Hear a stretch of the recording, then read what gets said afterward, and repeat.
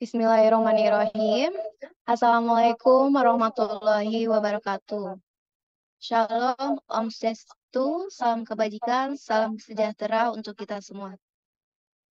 Yang terhormat kepada Bapak Ujang Soeherman, SEMM, selaku dosen pengampu mata kuliah Manajemen Persediaan. Baik, perkenalkan, saya Rizky Febrianti. Di sini saya sebagai moderator yang akan memimpin jalannya presentasi kali ini. Baik, di sini kelompok 4 akan menjelaskan mengenai manajemen persediaan metode EOQ.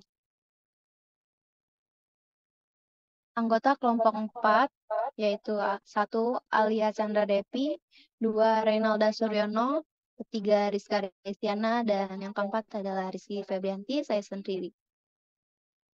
Baik, untuk mempersingkat waktu, kita mulai saja manajemen persediaan metode EOQ. Baik, untuk materi pertama akan disampaikan oleh Rizka Ristiana.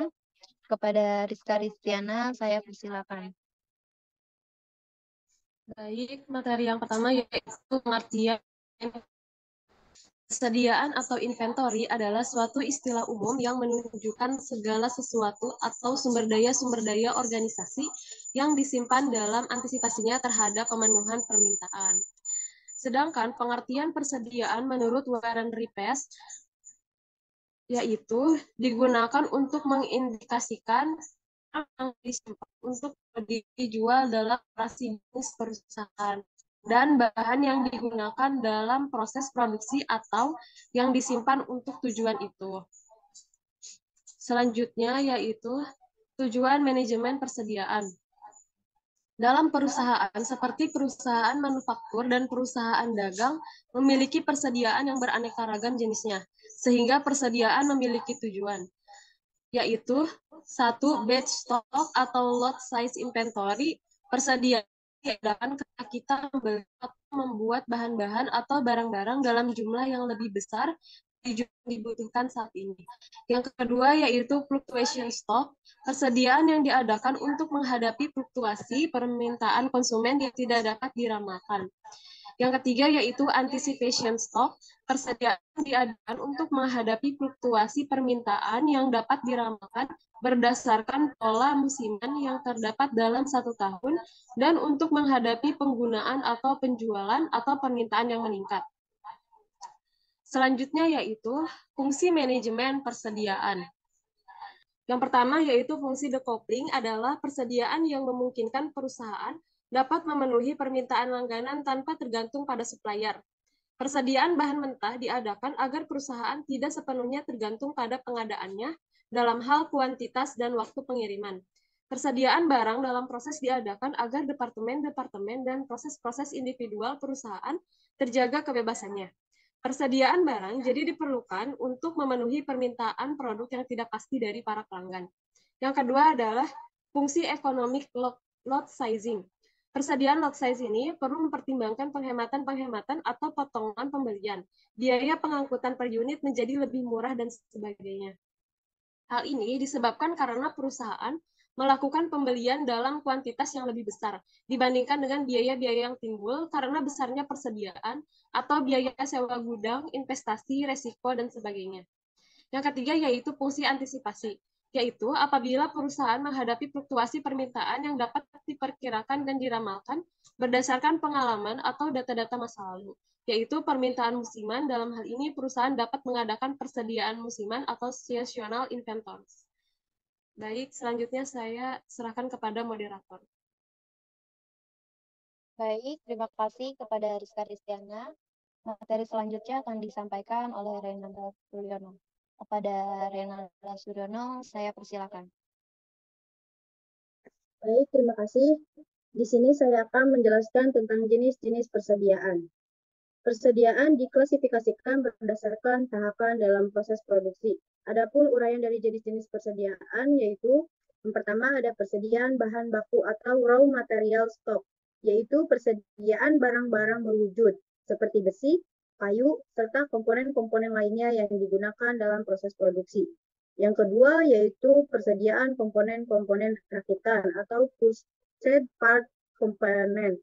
yaitu persediaan barang-barang yang terdiri dari komponen-komponen yang diperoleh dari perusahaan lain, di mana secara langsung dapat dirakit menjadi suatu produk. Yang ketiga yaitu persediaan bahan pembantu atau penolong atau supply stock, yaitu persediaan barang-barang yang diperlukan dalam proses produksi, tetapi tidak merupakan bagian atau komponen barang jadi.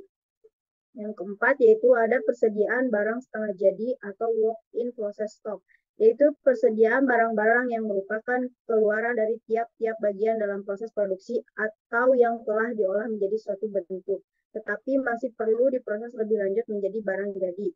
Yang kelima yaitu ada persediaan barang jadi, finished good stock, yaitu persediaan barang-barang yang telah selesai diproses atau diolah dalam pabrik dan siap untuk dijual atau dikirim pada langganan. Next. Selanjutnya yaitu ada biaya persediaan. Langkah pertama yang perlu dilakukan oleh manajemen adalah mengidentifikasi semua biaya yang berkaitan dengan pembelian dan penyimpanan persediaan. Biaya yang berkaitan dengan persediaan dikelompokkan menjadi satu, yaitu biaya pesan atau ordering cost. Biaya pemesanan atau ordering cost merupakan semua biaya yang timbul karena perusahaan memesan barang apabila barang tersebut dibeli dari pihak lain. Biaya tersebut meliputi biaya sejak dilakukan pemesanan sampai barang tersebut berada di gudang. Biaya pemesanan meliputi biaya pengelolaan sampai bagian pembelian, bagian tenaga kerja, bagian telepon atau administrasi, serta biaya persiapan penyusunan spesifikasi yang berhubungan dengan proses pemesanan. Yang kedua yaitu ada biaya simpan. Mencakup semua biaya yang dikeluarkan perusahaan untuk menyimpan dalam periode tertentu. Biasanya biaya ini ditunjukkan dengan persentase atau harga beli persediaan. Biaya ini meliputi sewa gedung, biaya penurunan nilai perusahaan, biaya penyusutan teknologi, biaya asuransi baik kebakaran atau kehilangan, dan biaya pajak. Dan yang ketiga yaitu ada biaya kehabisan bahan atau stock out cost. Dari semua biaya-biaya yang berhubungan dengan tingkat persediaan, biaya kekurangan bahan adalah yang paling sulit diperkirakan. Biaya ini timbul bila mana persediaan tidak mencukupi adanya permintaan bahan. Kekurangan bahan bisa dari luar maupun dari dalam perusahaan. Kekurangan dari luar terjadi apabila pesanan konsumen tidak dapat dipenuhi. Sedangkan kekurangan dari dalam terjadi apabila departemen tidak dapat memenuhi kebutuhan departemen lain, maupun penundaan pengiriman maupun idle kapasitas.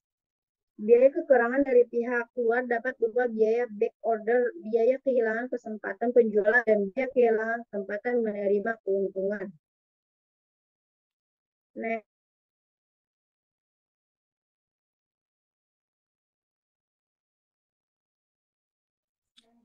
Selanjutnya ada materi tentang EOQ atau Economical Order Quantity. Economic Order Quantity atau EOQ adalah konsep dalam manajemen persediaan yang bertujuan untuk menemukan jumlah pemesanan optimal agar biaya total persediaan, biaya pemesanan, dan biaya penyimpanan menjadi minimal. EOQ digunakan untuk mencapai keseimbangan antara biaya yang terkait dengan pemesanan barang dan biaya penyimpanan barang dalam suatu periode waktu tertentu. Baik, saya serahkan balik ke Bapak.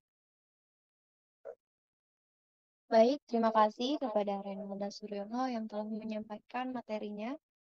Selanjutnya untuk tujuan EOQ dan seterusnya akan disampaikan oleh Alia Chandra Devi. Kepada Alia Chandra Devi, saya persilakan. Tujuan EOQ. Yang pertama, meminimalkan biaya persediaan. EOQ membantu menemukan jumlah optimal barang yang harus dipesan atau diproduksi pada setiap siklus pemesanan. Yang kedua, optimalisasi biaya pesanan dan penyimpanan. EOQ dapat mengurangi biaya pemesanan yang terlalu tinggi atau biaya penyimpanan yang berlebihan. Perusahaan dapat menghemat biaya secara signifikan. Yang ketiga, peningkatan efisiensi operasional. Dengan menetapkan jumlah pesanan yang tepat, perusahaan dapat mengoptimalkan proses pemesanan, pengiriman, dan manajemen persediaan secara keseluruhan. Yang keempat, meningkatkan pelayanan pelanggan. Menggunakan EOKI dapat membantu memastikan ketersediaan produk tanpa memiliki persediaan berlebih yang mengikat modal. Yang kelima, mengurangi kerugian karena kehilangan penjualan atau kebulatan persediaan. EOKI membantu menghindari kerugian karena kekurangan stok yang dapat menyebabkan kehilangan penjualan, serta kerugian karena persediaan yang berlebihan. Yang keenam, meningkatkan arus cash flow. Dengan mengurangi investasi yang terkait pada persediaan yang berlebih, EOKI dapat meningkatkan arus kas perusahaan sehingga mengurangi pengeluaran yang tidak diperlukan. Next, hitungan EOKI yaitu sebagai berikut. EOKI sama dengan akar 2 dikali biaya pesanan dikali total permintaan per tahun dibagi biaya simpan dalam persentase dikali harga per unit.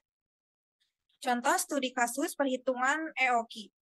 PT Mentari Abadi membutuhkan bahan baku sebanyak 360.000 per unit. Pengeluaran untuk bahan baku per unit sebesar 150.000. Sedangkan harga bahan baku per unitnya adalah 2.000. Biaya satu kali pesanan adalah 200.000. Untuk biaya penyimpanannya adalah sekitar 25% dari nilai bahan baku. Berikut penyelesaiannya. EOKI sama dengan akar dalam kurung 2 dikali 360.000 dikali 150.000 dibagi 2.000 dikali 25%. Hasilnya sama dengan akar 216 juta. Hasil dari akar 216 juta yaitu 14.696,9 dan dibulatkan menjadi 14.697.000. Jadi, unit frekuensi pemesanan tiap tahun sama dengan 360.000 dibagi 14.697.000. Sama dengan hasilnya 24 kali pemesanan. Terima kasih, saya kembalikan kepada moderator. Baik, terima kasih Alia dan teman-teman yang telah menyampaikan materinya dengan baik.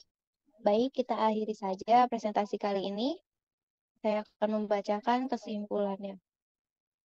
Baik, kesimpulannya adalah dalam manajemen persediaan ekonomi, order quantity atau EOQ merupakan metode yang digunakan untuk menentukan jumlah optimal barang yang harus dipesan agar biaya total persediaan minimal. Dengan mengimplementasikan EOQ secara efektif, perusahaan dapat meningkatkan efisiensi operasional, mengoptimalkan biaya persediaan, dan meningkatkan daya saing di pasar. Baik, itulah presentasi dari kelompok 4 mengenai manajemen persediaan dan metode EOQ. Saya akhiri, mohon maaf apabila ada kesalahan dalam penyampaian. Saya ucapkan terima kasih. Wassalamualaikum warahmatullahi wabarakatuh. Waalaikumsalam warahmatullahi wabarakatuh.